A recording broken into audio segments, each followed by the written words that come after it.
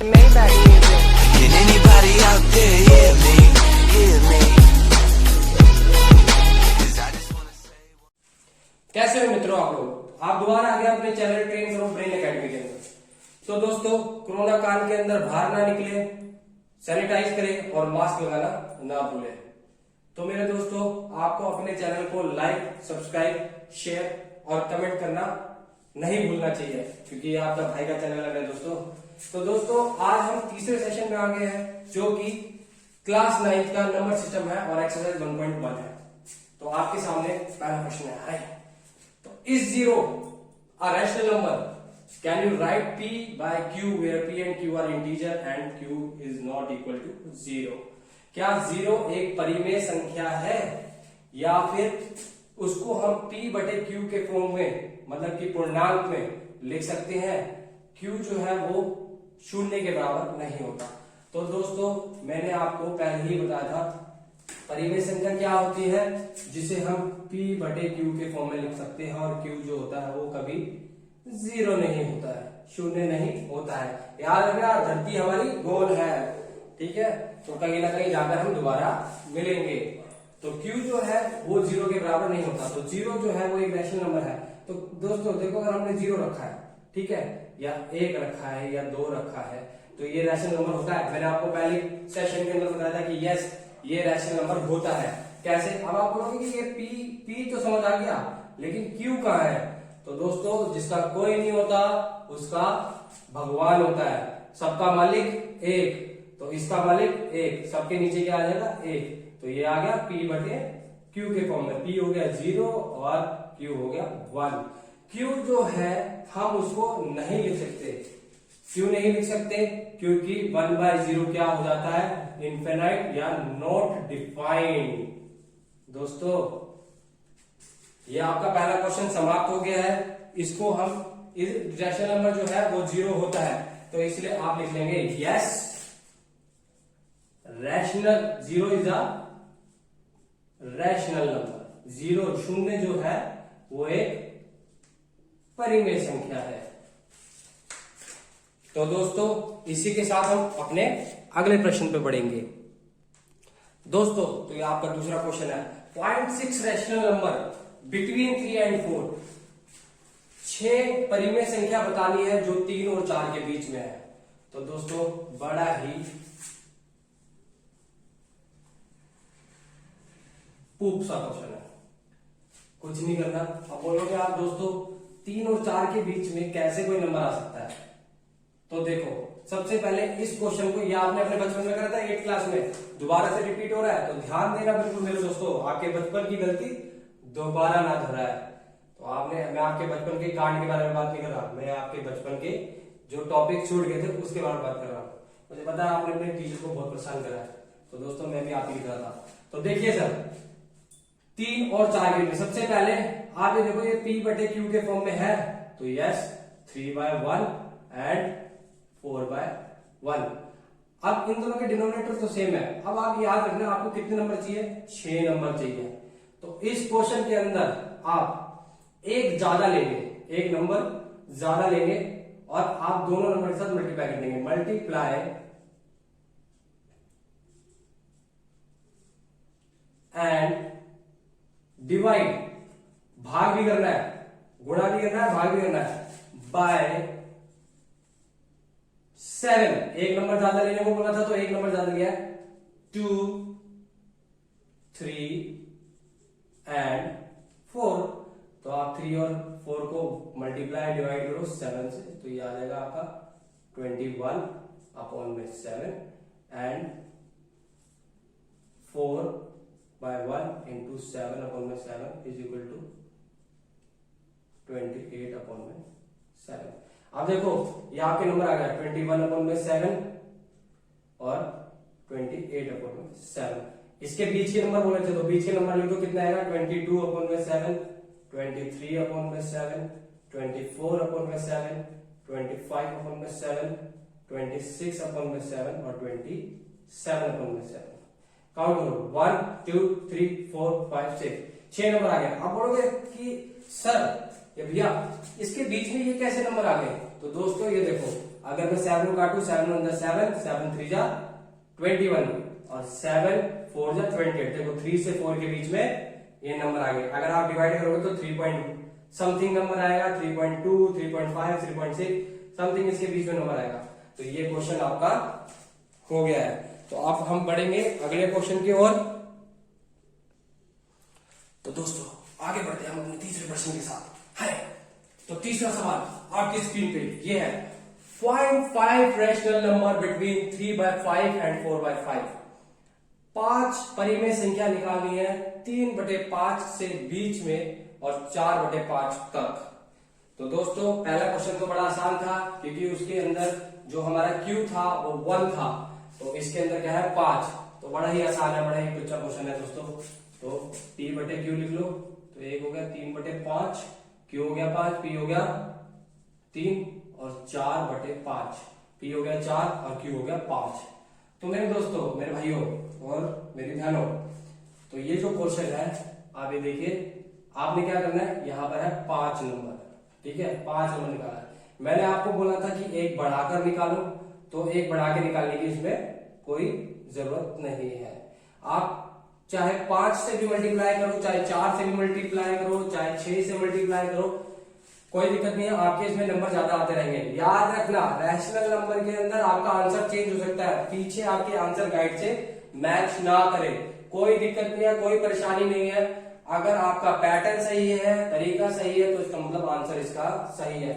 अच्छा, एक चीज आपको मैं बता दूं, किसी भी 2 नंबर के बीच में रैशनल नंबर इनफाइनाइट हो सकता है, अनंत हो सकते हैं, मतलब कि समझ लो बहुत ज्यादा हो सकते हैं, कोई फिक्र ही नहीं है, जितना मर्जी ले लो, ठीक है।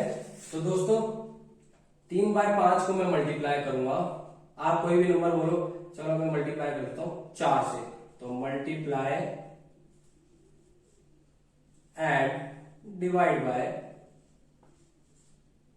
4 से मल्टीप्लाई करा, 2 3/5 एंड 4/5, ठीक है। 4 से मल्टीप्लाई करूंगा तो 4 3 12, 4 5 20 और बीच में 4/5, ठीक है दोस्तों।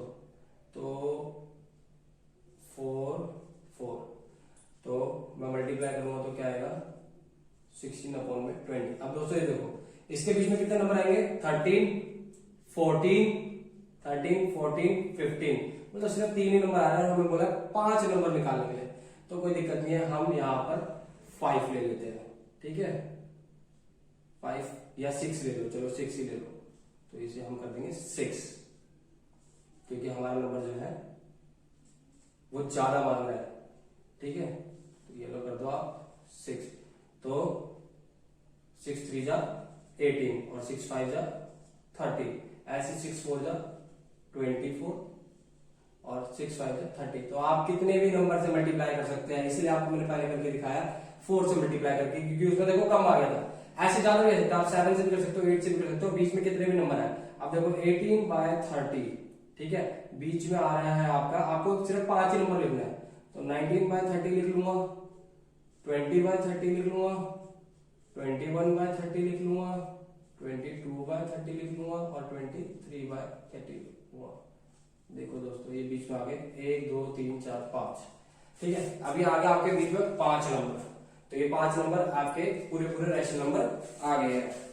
तो दोस्तों इसी के साथ हम चलेंगे अगले सवाल के साथ। तो दोस्तों अब आ गया है चौथे सवाल का पहला सवाल।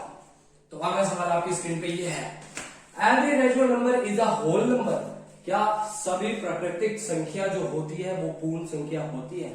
तो मेरे दोस्तों आपको मैंने बताया था होल नंबर जो पूर्ण संख्या होती है, होल नंबर, होल मतलब गड्ढा और जीरो, इसका मतलब जीरो से स्टार्ट होता है, कहां तक जाता है, इनफाइनाइट तक। और नेचुरल नंबर जो होता है, जो कि प्राकृतिक संख्या होती है, वो कहां से स्टार्ट होती है, 1 से, और कहां तक जाते हैं, इनफाइनाइट तक। तो मेरे दोस्तों परिमेय संख्या जो परिमेय संख्या तो आपको मैंने बता दिया था, जो P/Q के फॉर्म में होता है, ठीक है, उसके अंदर होल नंबर और नेचुरल नंबर दोनों ही आते हैं। बट सवाल यह है कि नेचुरल नंबर जो है, जो प्राकृतिक संख्या है, वो होल नंबर है क्या? सारी सारी की सारी। तो जवाब आपका है यस, ट्रू है ये बात कि सारे नेचुरल नंबर जो होते हैं वो होल नंबर होते हैं। इसके वजह क्या है? देखो नेचुरल नंबर 1 2 3 इन्फिनिटी हो जाता है, तो ये किसके अंदर आते हैं? होल नंबर में आते हैं। ठीक है, लेकिन अगर क्वेश्चन आ जाता है कि सारे होल नंबर जो नेचुरल नंबर है, तो आपका आंसर होना चाहिए नो, क्योंकि होल नंबर में आता है गड्ढा, मतलब जीरो। तो जो जीरो है वो नेचुरल नंबर में तो नहीं आते, क्योंकि नेचुरल नंबर तो एक से स्टार्ट होता है। तो आपके इस वाले प्रश्न का आंसर है yes, natural, every natural number is a whole number. ठीक है मेरे दोस्तों, इसी के साथ हम अगले सवाल की ओर बढ़ते जा रहे हैं। तो दोस्तों अगला सवाल आपके स्क्रीन पर कि every integer is a whole number. तो भाई साहब क्या सारे पूर्णांक जो होते हैं वो पूर्ण संख्या होती है? तो भाई साहब पूर्णांक क्या होता है? मैंने आपको पहले बताया था, पूर्णांक होता है 1 2, ये प्लस इंफिनिटी तक, ये -1 -2 -3 और ये माइनस इंफिनिटी तक। तो दोस्तों the sets of negative number and whole number is integer. ऋण संख्या और पूर्ण संख्या का क्रम पूर्णांक कहलाता है। तो दोस्तों ये क्वेश्चन कह रहा है कि every integer is a whole number, क्या सारे पूर्णांक जो है वो आपका पूर्ण संख्या है? तो दोस्तों नहीं। देखो इंटीजर के अंदर नेगेटिव नंबर भी आ रहा है, ऋण संख्या भी आ रही है, और होल नंबर तो आ ही रहा है, लेकिन सारे इंटीजर तो नहीं हो सकते ना। तो इसका आंसर है no, every integer is not a whole number. ठीक है दोस्तों, तो इसी के साथ हम अपने लास्ट सवाल पे चलेंगे इस प्रश्नावली के, जिसे बोलते हैं एक्सरसाइज इंग्लिश में। तो दोस्तों आपके स्क्रीन पे अगला प्रश्न है ये, every rational number is a whole number. क्या सारे रैशनल नंबर जो है वो होल नंबर होते हैं? सारे परिमेय संख्या जो है वो पूर्ण संख्या होती है? तो मेरे दोस्तों इसका सीधा सीधा आंसर है कि जो रैशनल नंबर है वो P/Q के फॉर्म में होता है, और होल नंबर जो है, जैसे हाफ हो गया, होल नंबर जो है वो